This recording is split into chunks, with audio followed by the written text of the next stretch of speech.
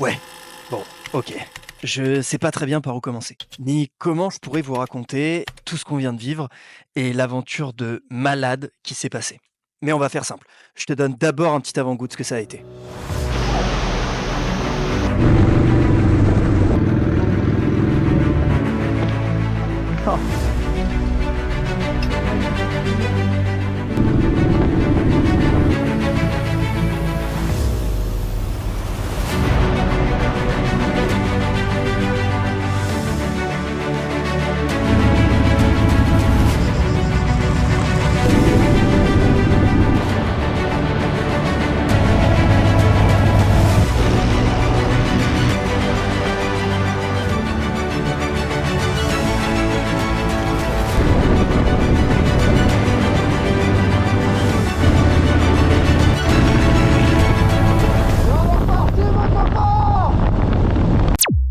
Ok. Mais avant, reprenons depuis le début.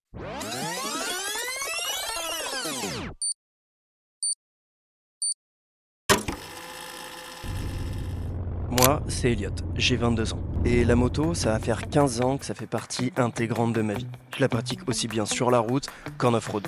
Et tous les ans, mon kiff de l'année, c'est de partir au guidon de ma moto et de traverser la France. Et ça fait déjà 4 ans que j'ai la chance de pouvoir le faire.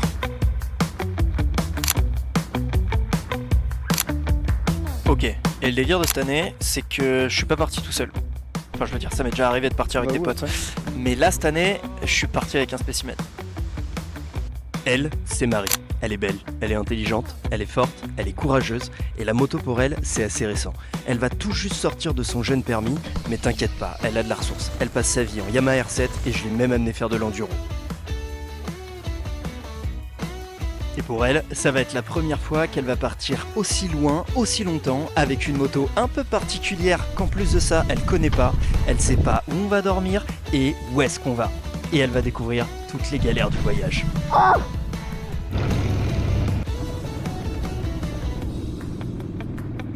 Bon, maintenant que tu connais les protagonistes de cette aventure et que je t'ai un peu planté le décor, pose-toi tranquillement et je t'emmène avec moi pour nulle part.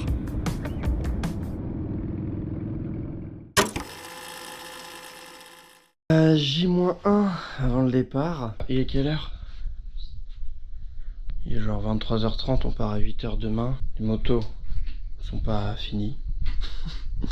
Il y en a une, il faut un appoint d'huile, il faut 2-3 conneries, un quadlock, une prise USB. Les affaires, elles sont...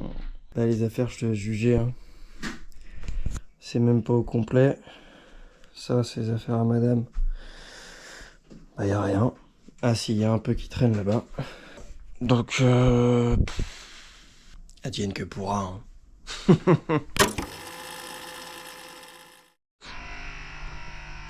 Il est 7h30. Il faut finir les affaires qui n'ont pas été finies. N'est-ce pas, Marie? 9h. Pile à l'heure.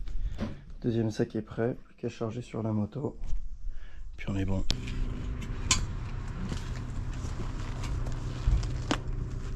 Tu fais comme ça?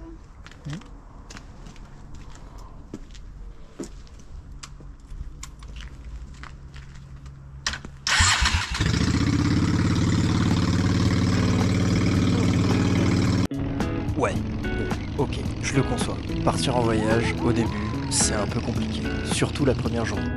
Alors, pour ceux qui ont l'habitude, bien sûr, je vais vous pousser des énormes portes ouvertes. Pour ceux qui n'ont pas l'habitude, je vais te raconter un peu à quoi ça ressemble une première journée de voyage. Bon alors ça c'est un problème. Ça c'est le vase d'expansion et il est en train de bouillir. Bon, bah déjà, comme tu vois, c'est la place aux premières galères. Voilà. On est à Étampes. Petit arrêt rapide, on a fait l'essence et puis on prend quelque chose à grignoter puisqu'on est vraiment parti à jeun avec juste un café. Le but c'est d'arriver normalement ce soir aux alentours de Clermont-Ferrand. Ça paraît un peu ambitieux. Voilà. Bon, alors effectivement, les premières journées, c'est rarement les plus passionnantes. Nous on est de la région parisienne et là le but c'est de rejoindre les portes de l'Auvergne. Alors, en prenant que les petites routes, eh bah, c'est beaucoup de tout droit. Mais genre, beaucoup de tout droit. Et c'est pas vraiment passionnant.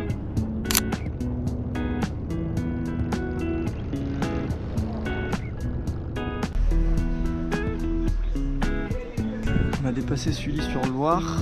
Donc on est sous la Loire là. Ça roule bien, le rythme est bon. On s'est arrêté pour un café. Et il fait chaud.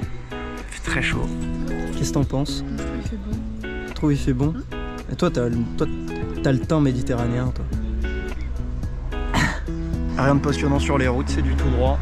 Mais bon, c'était ce qui était prévu sur la journée. Un petit mot? Bon, je vais profiter de tous ces paysages qui n'ont rien d'exceptionnel pour te raconter un petit peu la manière dont je voyage. Quand je t'ai dit que je t'emmenais pour nulle part, c'est pas si vrai que ça. Mais on s'y rapproche un petit peu. Disons que tous les ans, mon kiff, c'est de prendre ma moto et de partir traverser la France. Sauf que avant, j'ai horreur de me renseigner et de préparer le voyage. Alors tout simplement, ce que je fais, c'est que j'ai quelques objectifs et quelques points de chute à atteindre. Et entre-temps, je vais juste regarder la carte, les points d'intérêt et m'y rendre. C'est pour ça que c'est un peu particulier comme manière de voyager. Marie, elle n'est pas vraiment habituée à ça, et l'imposer aux autres, c'est pas évident.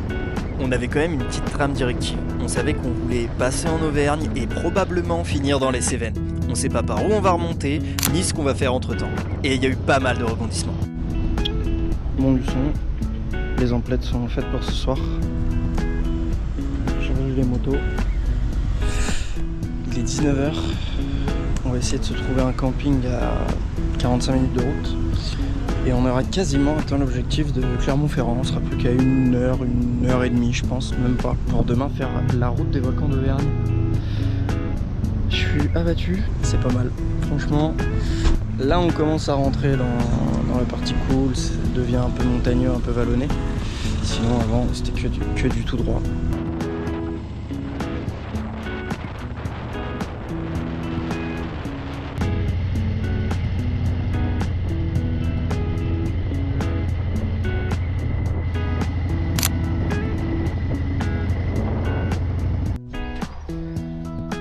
Alors, on est arrivé, camping. Bienvenue à ta maison. C'est pas beau ça mon copain? 370 bornes. Il est 21h. On vient de poser les affaires au camping. On est au lac de Saint-Gervais d'Auvergne, où je venais étant petit. Donc je connais. On a fait une journée de zinzin. C'était abrutissant au possible. Et là on va aller manger, boire une bière, j'ai faim. Il est quelle heure là? 22h? Petite... putain on voit rien. Petite bouffe. Et puis camping installé, on voit rien. Fin de journée.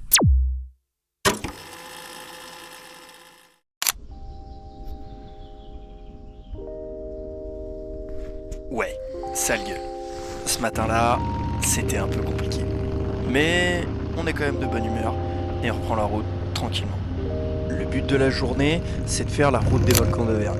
Et pour commencer, c'est direction le Puy-de-Dôme. C'est une région que j'affectionne particulièrement, l'Auvergne. J'y ai passé une bonne partie de ma jeunesse et ça me fait super plaisir d'y retourner et de partager ça avec Marie.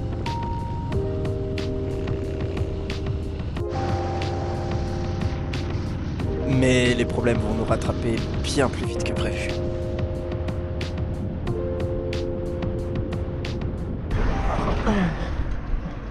Allô Ben! Attends, je suis en mode, faut que je me mette premier avant de monter la partie. Ah c'est chiant, je vois pas d'où ça fume. T'inquiète pas trop, c'est juste une fuite de liquide de refroidissement. J'avoue que pour l'instant, ça m'inquiète pas plus que ça. Et là le but, c'est juste de reprendre la route au plus vite. Autant.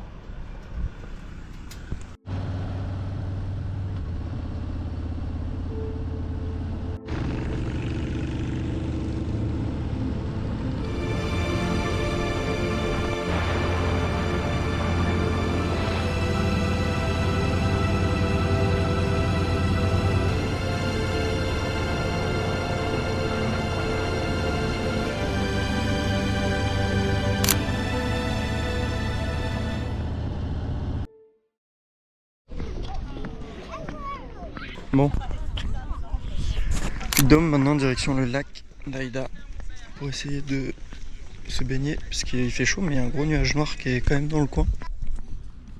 Oui.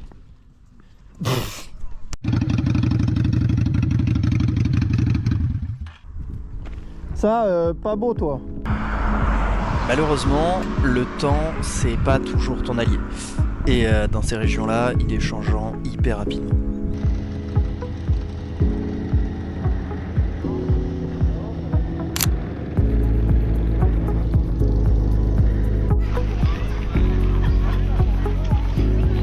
Bien trop touristique à mon goût. On est reparti du lac d'Aïda après une petite sieste rapide et on a continué cette route qui était magnifique. Alors on a eu de la chance, on n'a pas eu de pluie sur cette portion-là. Même si on était sous un ciel couvert, on a beaucoup profité de cette région. Et tranquillement, en suivant la route des volcans, on est arrivé à Saint-Nectaire.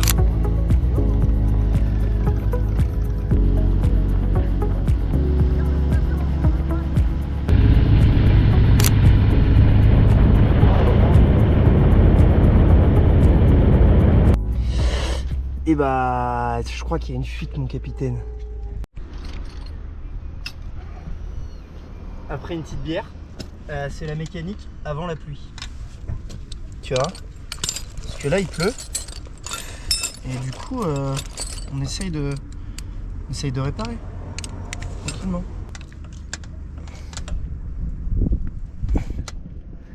Ok.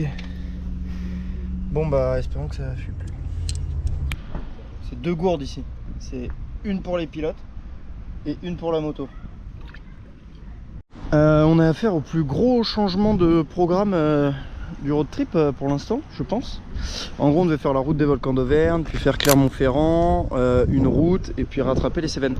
Là, on trace directement jusqu'aux Cévennes. On a coupé la route des volcans d'Auvergne parce que on en a assez vu et qu'en fait, ça nous ferait faire demi-tour pour revenir après plus bas. Autant y tracer directement. Donc bah là, direction Mende. On va essayer, ça indique 3 heures de route, il y a un début d'orage. Tu vois lui là, lui il est pas content, mais nous on va par là-bas. Donc avec un peu de chance, ça se passera bien. Ça t'illustre parfaitement ce que je te disais sur le fait qu'il n'y a rien qui est organisé.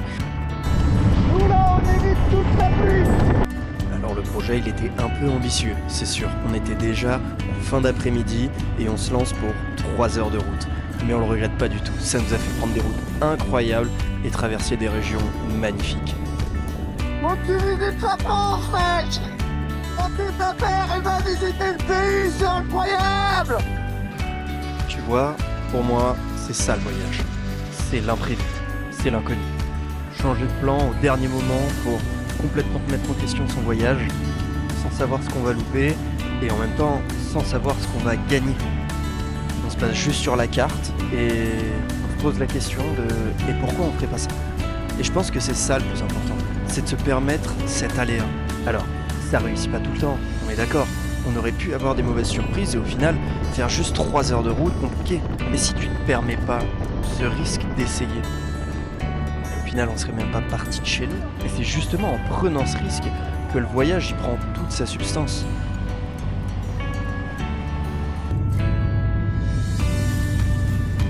Alors, c'est comment la bike life?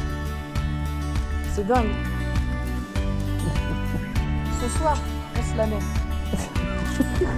Ce soir on se la met, tu demandes ça à moi. Bien sûr que ce soir on se la met. Moi ça tiendrait qu'à moi, je me la mettrais maintenant, mon enfant. Ah, que de poésie.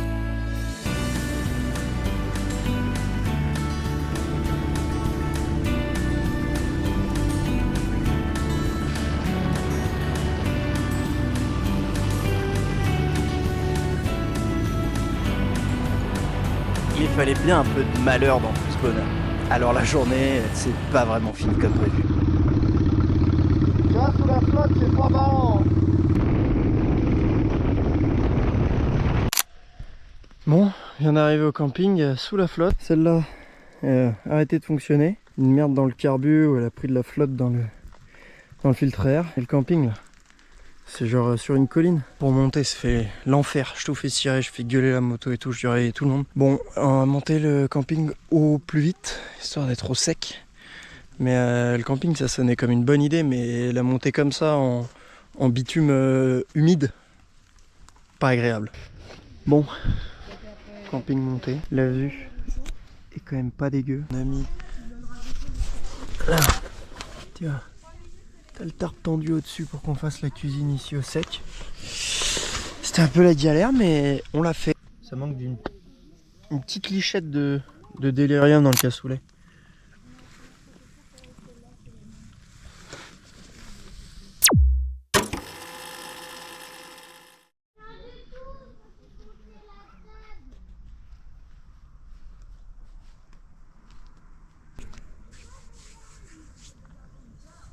Bon, pas de pluie cette nuit. Bien dormi. Il est 8h40. On a regardé un peu la route qu'on va faire aujourd'hui. On va tracer du coup dans les Cévennes par la N106 qui a l'air très cool, qui a l'air de longer des ruisseaux et tout. Et on va se perdre un peu dans les Cévennes là, je pense, pour les 2 jours à venir. Il y a pas mal de trucs à voir.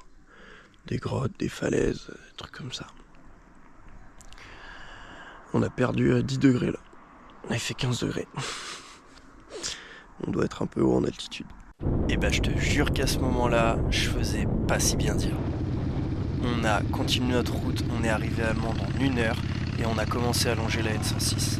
Et là, c'est un autre monde qui s'est ouvert à nous.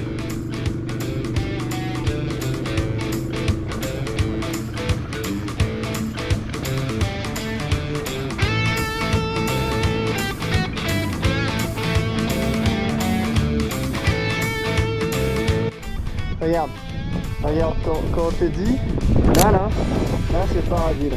Oh là là là là. Alors ?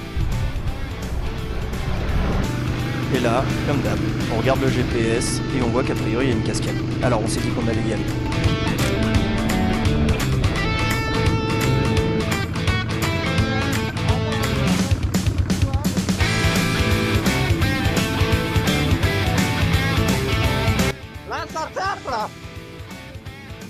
En effet, la route elle était toute bosselée pour y aller, c'était 15 bornes, je peux te dire que ça tasse les vertèbres mon copain, c'est assez exceptionnel.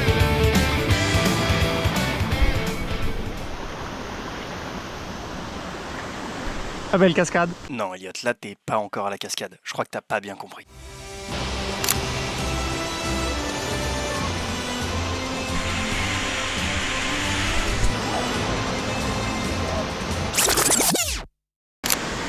Allez, mais mets-toi debout. Oh là là. Oh là là.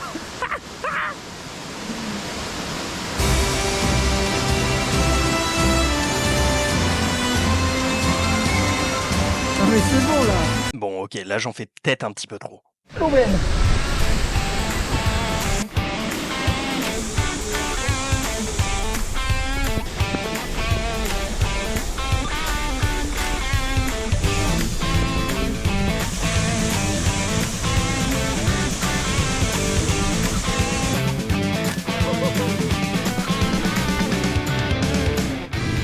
Après une baignade dans cette eau bien fraîche, je te jure, je faisais pas le fier. Heureusement, j'avais quand même une petite bière pour me redonner un peu de courage.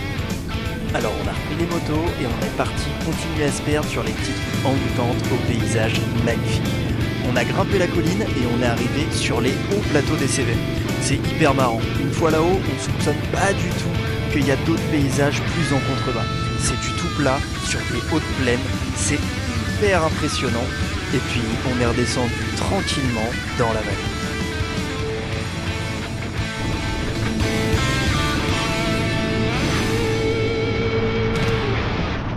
C'est ça la vie mon copain. Je sais même pas où on va.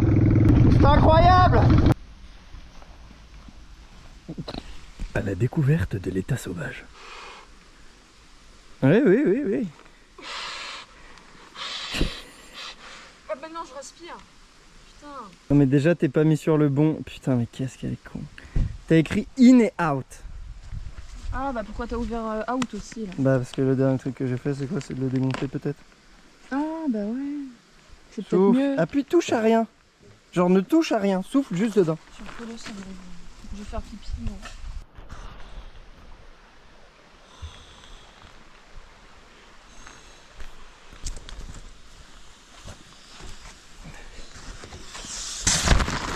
Oh, Mais ça pourquoi s'est l'autre dégonflé. il est ouvert Marie? Mais faut le fermer lui. Ça devient pénible. T'as tout gâché. Et pour cette soirée, on s'est offert un bon petit resto à côté d'un ruisseau. Le cadre était incroyable. Et la journée se conclut comme ça. Je vous remercie infiniment d'avoir regardé cette vidéo, j'espère qu'elle vous aura plu. C'était que la première partie de ce périple, la deuxième partie arrive très bientôt. En tout cas, au moment où celle-là est sortie, elle n'est pas disponible. Mais si jamais vous regardez cette vidéo après, ça veut dire que la deuxième partie est déjà sortie. Je vous invite, si ça vous a plu, à la partager, à la liker, ça m'aide énormément. C'est un projet qui me tient vraiment à cœur. J'ai essayé de donner le maximum de ce que j'étais capable de faire avec les moyens que j'avais. C'est peut-être pas impeccable, mais en tout cas, moi, pour l'instant, j'en suis satisfait. J'espère que ça vous a plu et on se retrouve très vite.